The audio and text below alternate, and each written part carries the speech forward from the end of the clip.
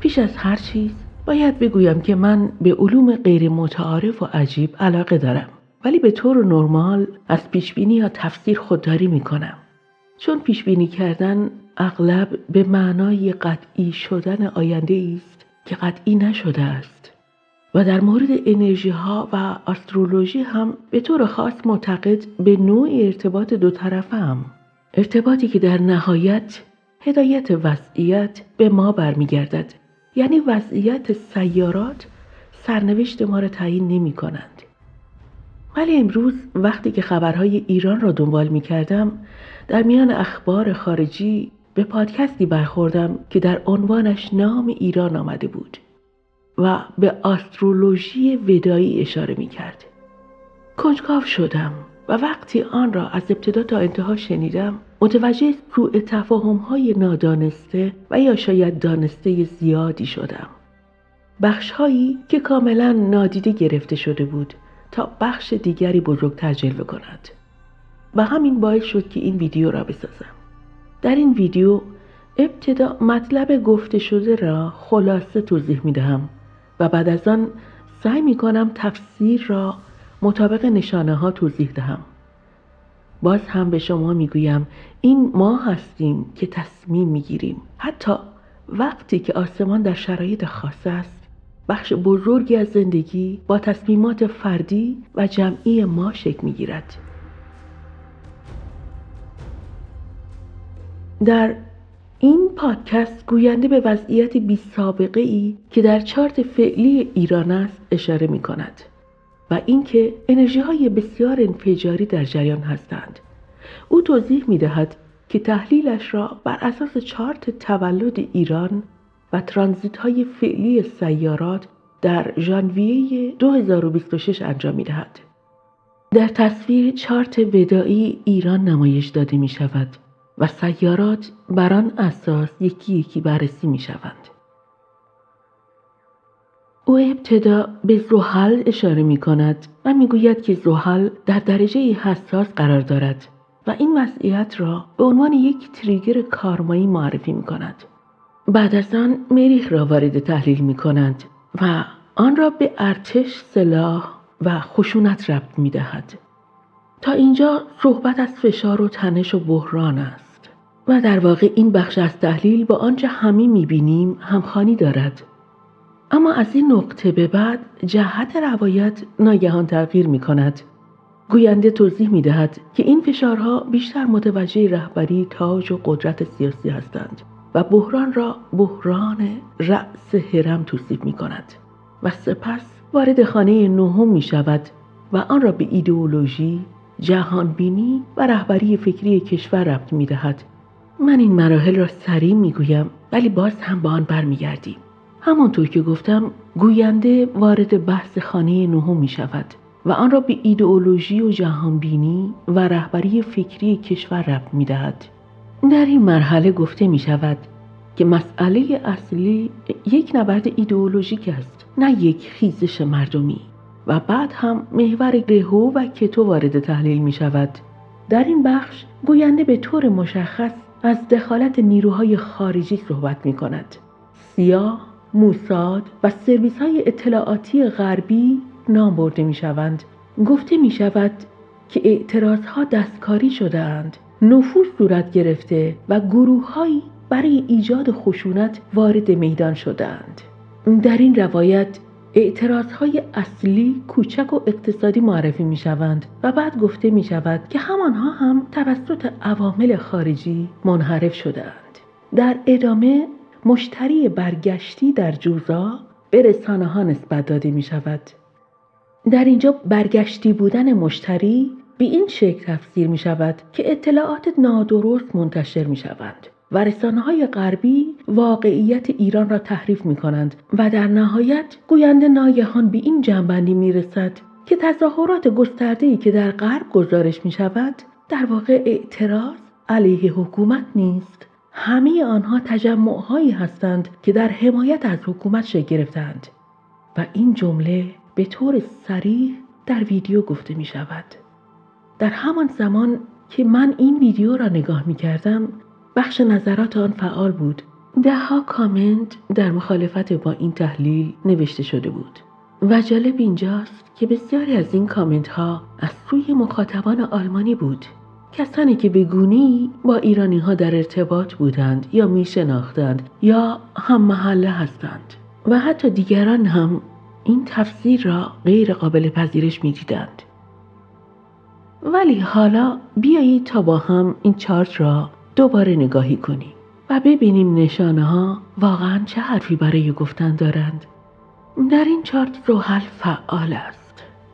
زحل یعنی محدودیت، یعنی فشار طولانی مدت، یعنی ایست، ترس، کنترل و فرسایش تدریجی. وقتی زحل فعال می شود، اولین جایی که اثرش را نشان می دهد زندگی روزمره مردم است. قطع ارتباط، قطع اینترنت، قطع تلفن و ایستهای خیابانی و حس دائمی زیر نظر بودن. اینها به طور معمول زبان زحل هستند و دقیقاً همان چیزی که در حال حاضر در جریان است. حال به سراغ مریخ می رویم، چون مریخ هم فعال است و مریخ یعنی خشونت، یعنی برخورد مستقیم، یعنی سلاح، درگیری و آسیب به بدن. وقتی مریخ در چارت برجسته می شود، خشونت فقط یک نشانه نمادین نیست.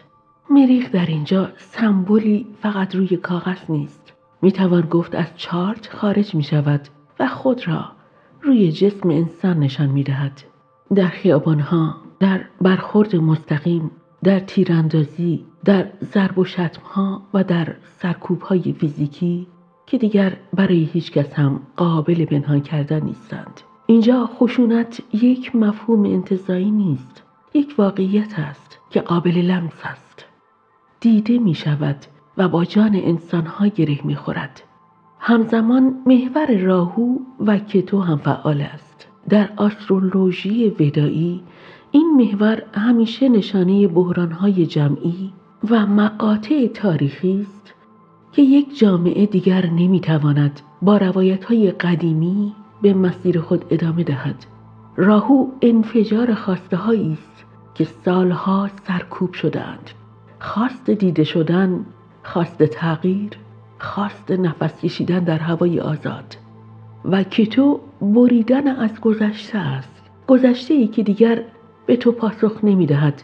یک گسه است از ساختاری که مشروعیتش را در ذهن و جان مردم از دست داده است. حال وقتی این دو همزمان فعال می‌شوند، جامعه وارد نقطه‌ای می‌شود که بازگشت به سادگی امکان پذیر نیست. ولی این محور لزوما نمی‌تواند به معنای دخالت‌های خارجی باشد. این می‌تواند نشانه شکاف درونی عمیقی بین مردم و حکومت باشد، نشانه جامعه‌ای که به نقطه تصمیم رسیده و یا نشانه یک انقلاب باشد. و بعد از آن به ماه می‌رسیم که در این چارت فعال است. ماه همیشه به معنای مردم است، یک احساس جمعی و امنیت روانی جامعه. حال وقتی ماه زیر فشار قرار می‌گیرد، به معنای این است که جامعه در اضطراب است. ترس بالا رفته، واکنش‌ها شدیدتر می‌شوند. این یعنی جامعه در وضعیت عادی نیست. و حال با کنار هم گذاشتن همین نشانه‌ها تفسیر متفاوتی شکل می‌گیرد از آنچه در آن ویدیو تفسیر شد. تفسیری که به ما می‌گوید فشار واقعی وجود دارد، خشونت واقعی وجود دارد و مردم در مرکز این بحران ایستاده‌اند به عنوان کسانی که دارند با بدن و زندگیشان هزینه می‌دهند.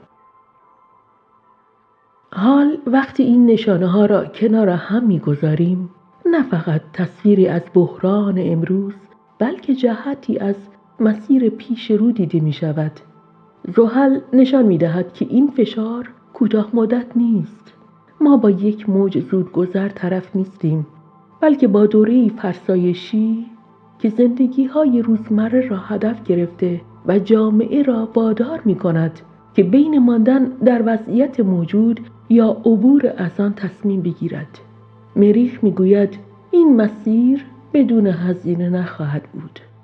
تنش‌ها به سادگی فروکش نمی‌کنند و خشونت احتمالاً پیش از آرام شدن شدیدتر می‌شود.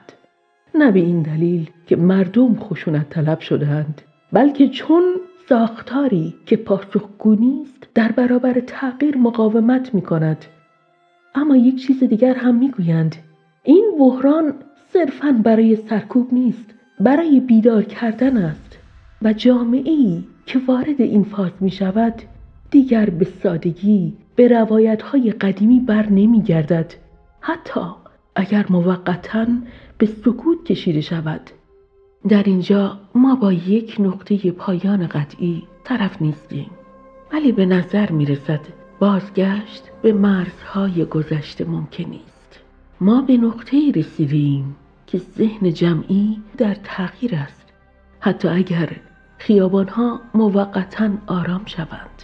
از نگاه زمین و تفسیر وضعیت حال، این یعنی جامعه‌ای که دیگر مثل قبل فکر نمی‌کند و از نگاه آسمان این یعنی دوره‌ای که آگاهی جمعی از یک آستانه عبور کرده، مرزهایی را پشت سر گذاشته و چنین عبوری معمولاً با یک اتفاق تمام نمی شود، بلکه به یک مسیر ادامه پیدا می کند. مسیری که بازگشتی از آن نیست، چون وقتی یک جامعه حد و مرزهای ترس را پشت سر گذاشت، وقتی یک بار روایت‌های کهنه را زیر سوال می‌برد، بازگشت به قبل دیگر به سادگی صورت نمی‌گیرد، نه از نگاه زمینی و نه از نشانه‌های آسمانی.